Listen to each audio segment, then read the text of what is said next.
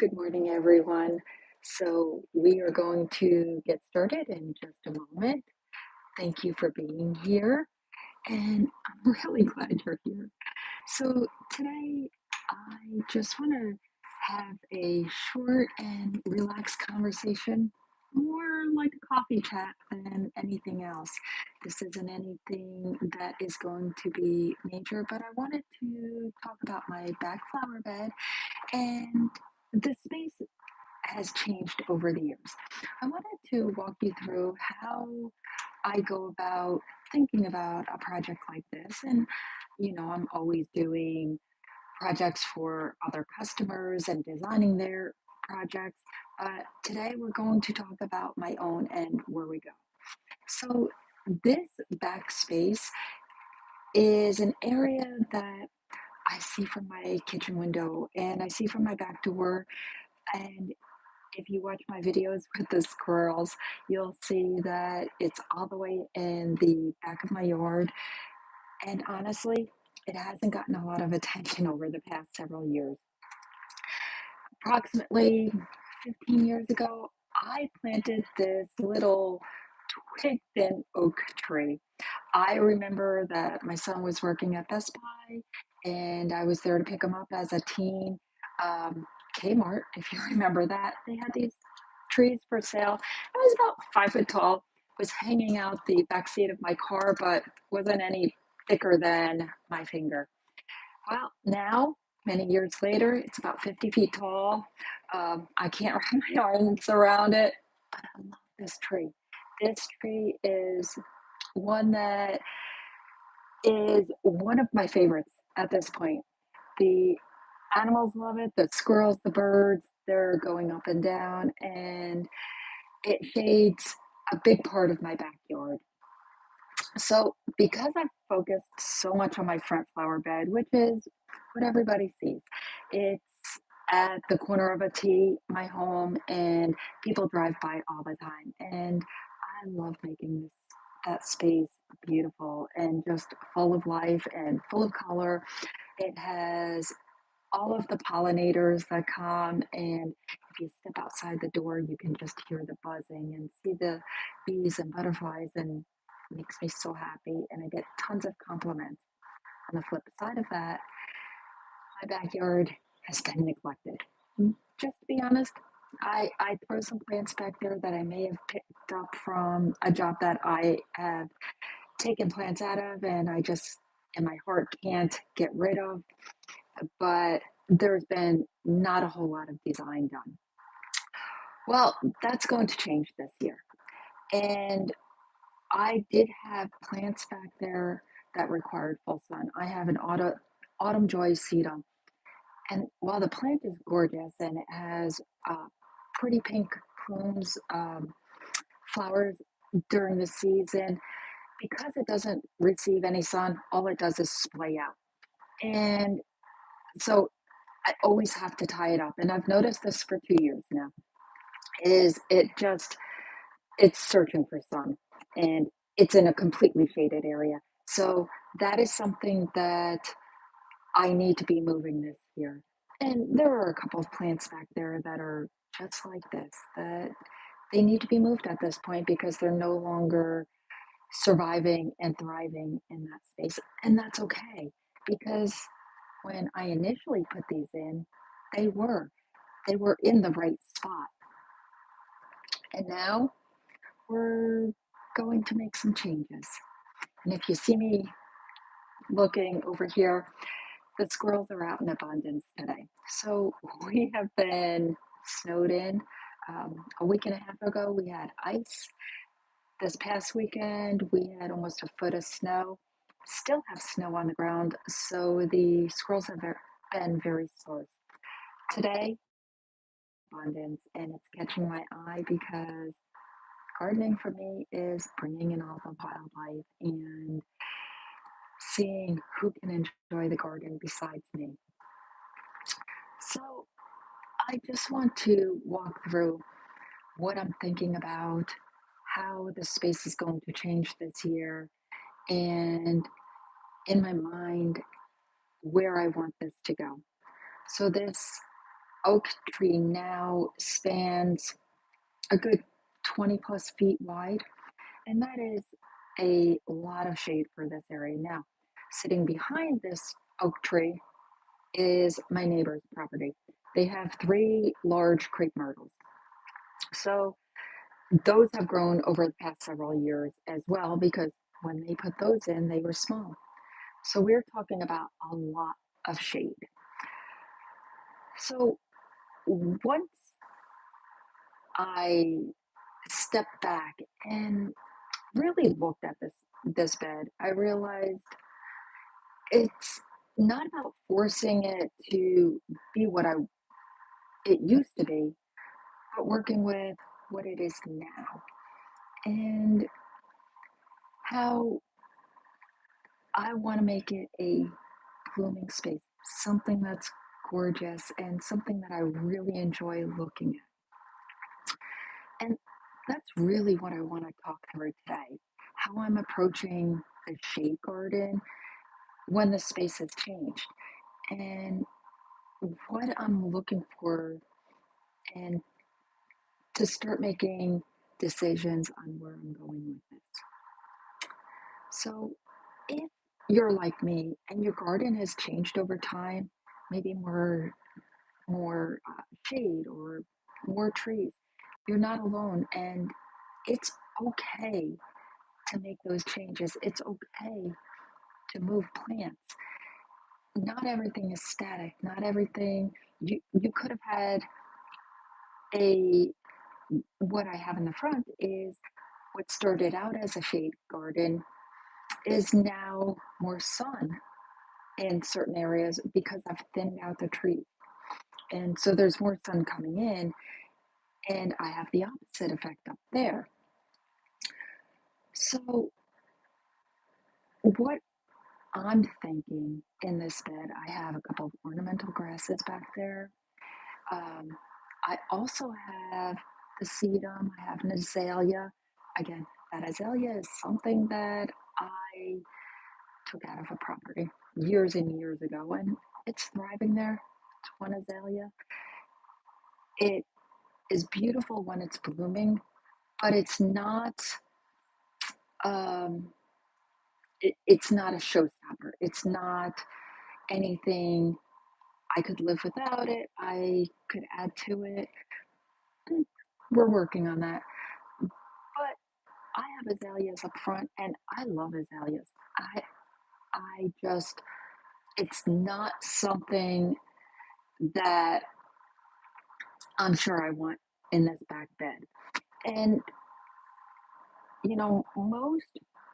most gardeners they get frustrated because the plants are placed in the wrong spot.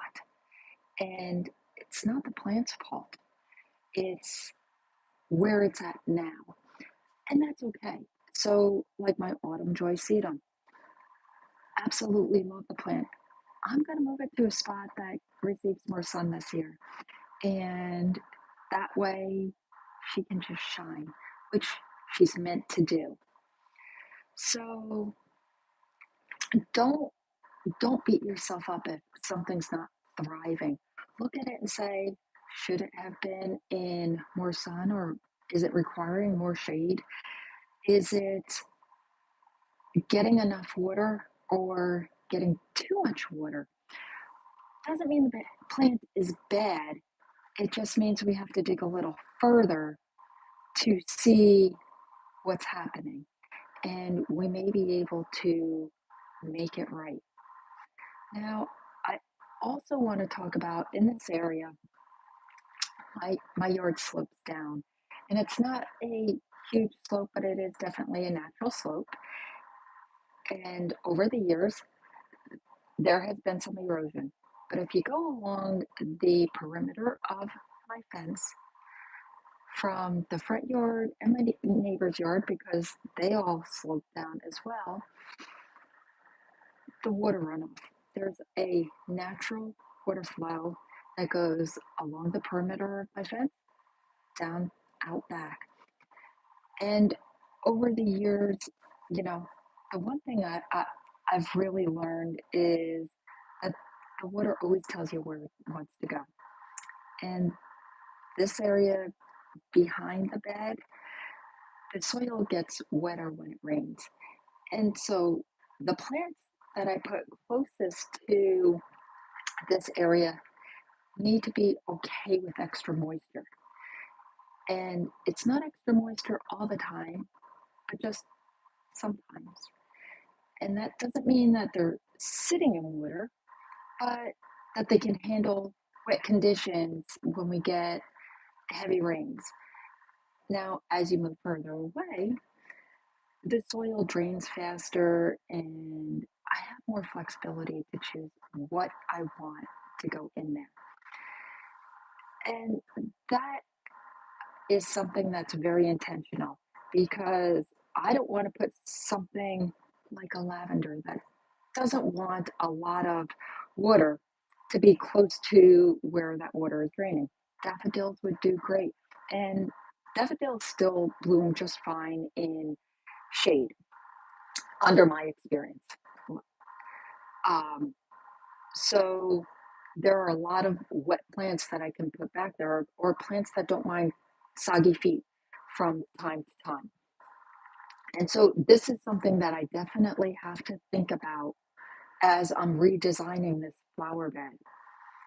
So let's just talk about some things that I am thinking about.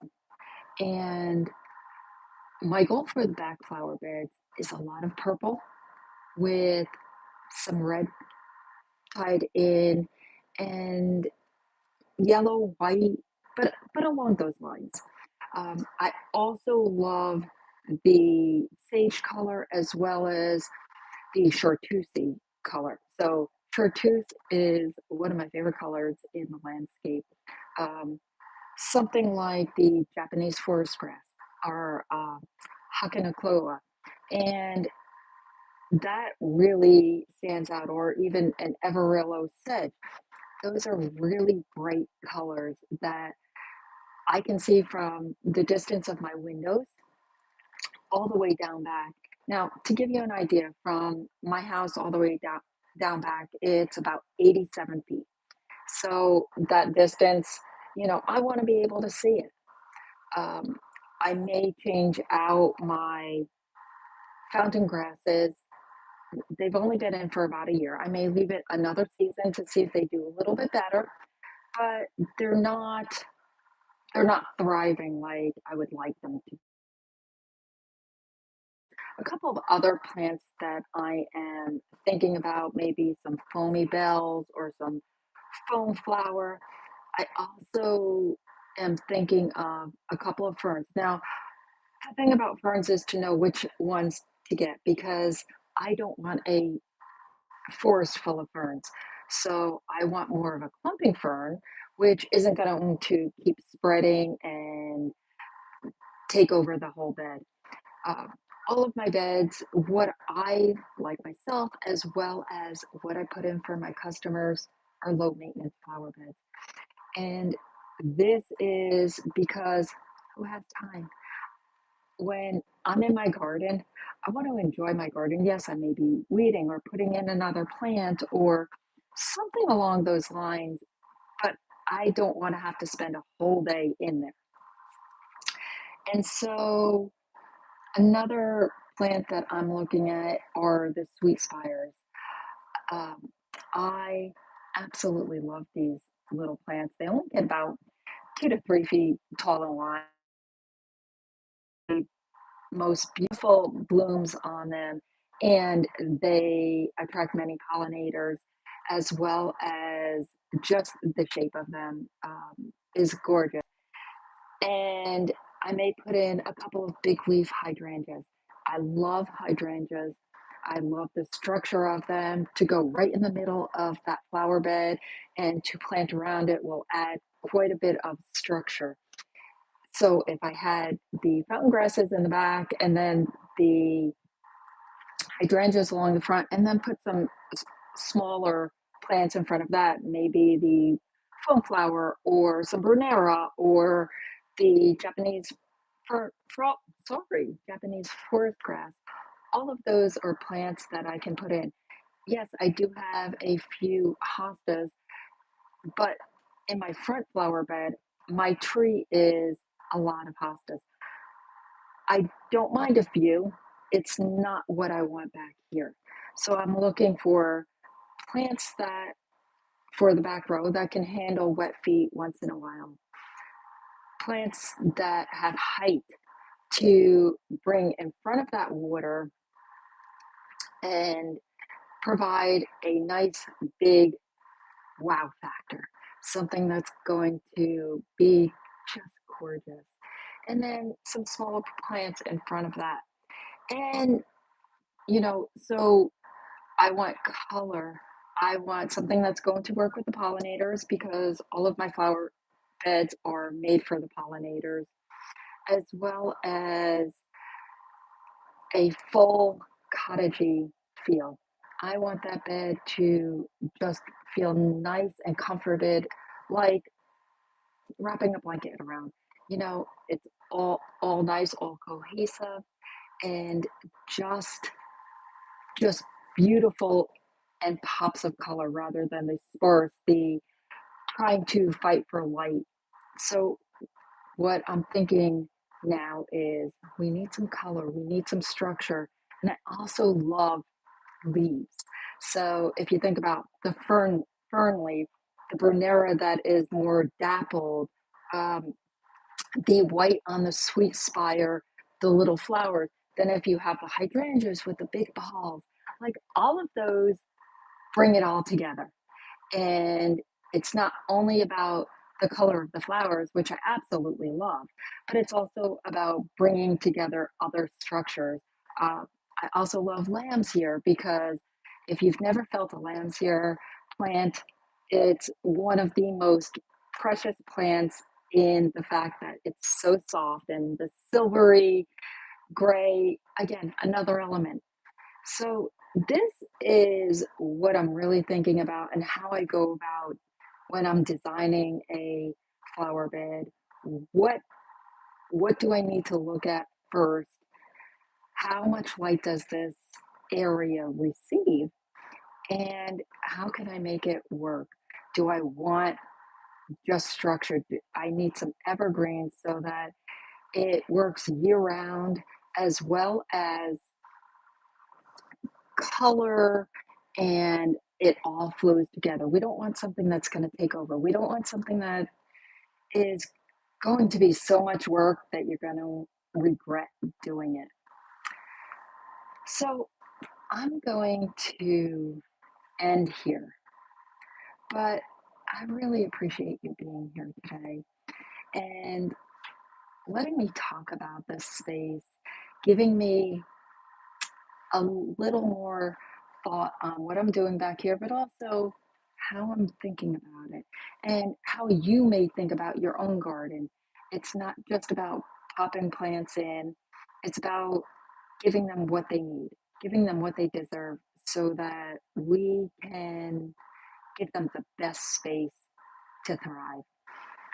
So while this was a short chat, I would love to hear from you. What spaces are you working with this year? Are you in the planning space? Are you thinking about moving something that just isn't working? Has your garden changed over time like mine has? Do you need to work with it? And that's okay. We all have things that we have to do. We move plants, plants don't work for us. We can give them away. Don't feel bad about it. We're all in that space somewhere. So, thank you for joining me today. And I hope you enjoyed being here and just to see what is going on. And I'll look forward to seeing you on the next one. And we'll see what comes next after the snow melts and I can get back out in the garden. Until next time, bye.